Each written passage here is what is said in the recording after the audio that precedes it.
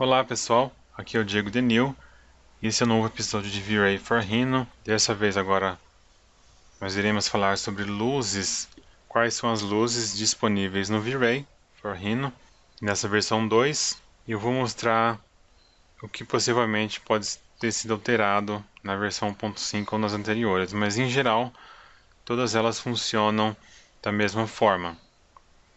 Somente uma outra função foi adicionada na questão de luzes. Se eu abrir aqui no Rhino, na aba Render, eu vou visualizar aqui que eu tenho algumas luzes disponíveis para eu utilizar. Eu ainda tenho aqui o menu do V-Ray também, que possui outras luzes. Em geral, as duas possuem as mesmas funções, ou são as mesmas luzes. Uma ou outra pode sofrer alguma alteração, vai depender tanto do Rhino quanto do V-Ray. Eu vou começar aqui pelo menu do Rhino mostrando a primeira cena aqui, Create Spotlight. Clico nela, ela pede primeiro, onde é o ponto focal, eu seleciono e depois, em seguida, eu faço onde que vai ser criada o ponto de origem. Então, nesse caso aqui eu vou utilizar esse midpoint, e para facilitar eu já vou deixar aqui alguns points posicionados, assim quando eu for criar novamente, eu utilizo esses points, né? Coloquei com a minha luz e vou apertar o render já para visualizar esse resultado. Render finalizado, eu nunca visualizo a minha luz, né? Porque a luz ela se dissipa através dos objetos para criar esse efeito que a gente visualiza. Então aqui eu tenho mais spot e eu consigo observar que eu tenho aqui um ciclo interno e um externo. Se eu apertar o F10, eu consigo editar isso. Então, por exemplo, se eu aumentar esse valor aqui, que seria o fall-off dessa luz, então, por exemplo, quando eu renderizar, eu consigo ver que essa borda também aumentou, né? Se eu mover o centro mais para próximo aqui, ele vai dar ainda um efeito diferente. Eu consigo observar que minha borda da minha luz aqui fica um pouco mais dura. Eu tenho um leve rebatimento maior aqui também nessa outra parede. Lembrando que essa cena aqui está totalmente sem luz e somente as luzes de exemplo estão surtindo efeito aqui na cena. Sempre o ponto aqui da luz vai ser a origem dela, então se eu mover aqui, eu altero tanto o ângulo quanto a posição de saída dessa luz. Então se eu renderizo novamente, o meu ponto de origem muda e também a iluminação vai ser alterada. Selecionando a luz, eu tenho aqui no meu botão de Properties, eu tenho aqui a aba de Light. Eu tenho aqui algumas funções como Intensity, alguns Options e algumas opções de qualidade. Então aqui no Color, por exemplo, eu posso alterar, por exemplo, a cor aqui, ó. Posso aumentar a intensidade, vou dobrar e fazer um novo teste de render. No caso, parece que minha cena está totalmente vermelha, né? Mas na verdade é porque ela está rebatendo uma luz vermelha na parede aqui de cima.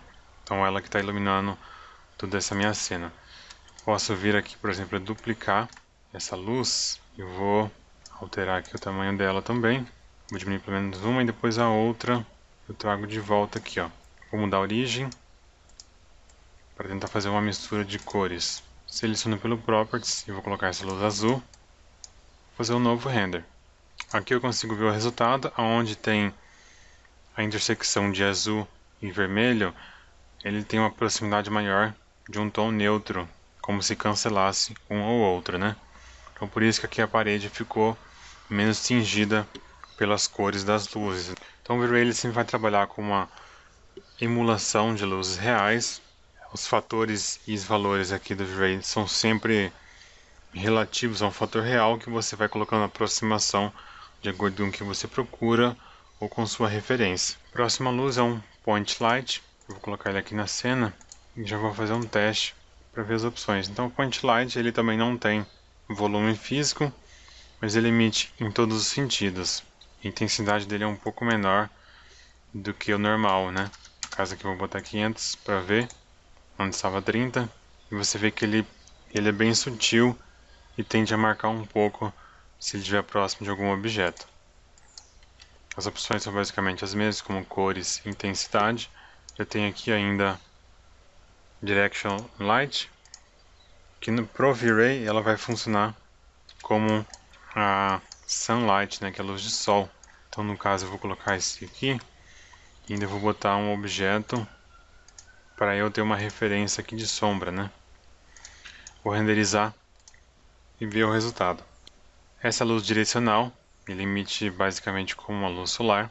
A coloração também é bastante parecida, embora eu possa alterar aqui também esses fatores. Ele tem um pouco menos de opção do que o V-Ray Sun padrão. Tem aqui agora a Rectangular Light, que é uma luz que tem no V-Ray também, e ela tem uma característica que eu posso criar em qualquer tamanho, né, como se fosse um retângulo normal, e ela tem essa indicação de qual que é a frente dela. Nesse caso eu vou renderizar nessa posição, e eu percebo que eu consigo visualizar essa luz. Então ela também, além de emitir uma luz, ela é física, ela ocupa um volume na minha cena. Ela tem uma característica bem interessante de dissipar bastante a luz com qualidade, e também ajuda na hora de dar um pouco mais de detalhe para os reflexos da minha cena. Se eu visualizo ela por baixo, o fundo aqui ele vai ficar exatamente o inverso disso. Aqui é o fundo preto. Então eu estou emitindo luz nessa região e aqui no inverso dela fica preto. Outra coisa que é interessante é que o tempo de render aumenta bastante também. Eu consigo ver que eu tenho um ruído aqui na cena devido à qualidade dessa luz. Eu posso adicionar novas luzes aqui. Então tudo que for adicionando vai aumentar também o tempo de render. Aqui no Properties eu tenho as mesmas opções, posso ligar ou desligar. Tenho Color, posso usar uma textura nessa luz, que é interessante, como se fosse um emissive. Tem aqui a opção de Double Size. O que ele vai acontecer? Ele vai emitir luz para os dois lados, então vou colocar aqui de sentido e vou desligar essa luz aqui. Renderizo novamente a cena, que eu consigo ver que ele está emitindo luz dos dois lados. Eu consigo ver esse filete aqui, ó, que fica um pouco mais escuro devido a essa característica da luz.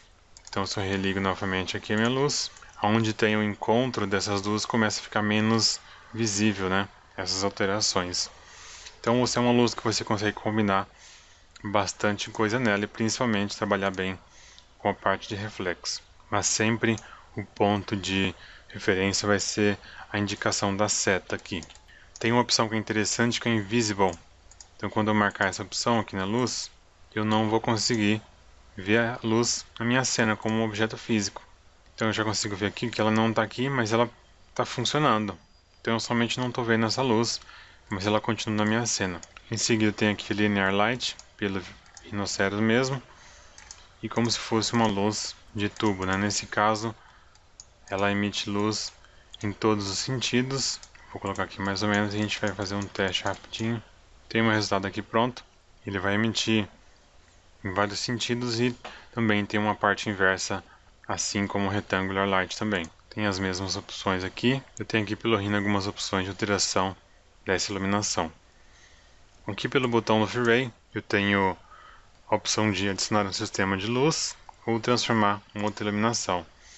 Se eu clicar com isso, ele vai criar um sistema de iluminação que vai colocar para mim aqui se qualquer orientação desse sol, dessa luz solar, né? Se ele for estar 90 graus, se ele for estar com ângulo e assim por diante. Assim que eu edito essas opções, ele deixa disponível para mim.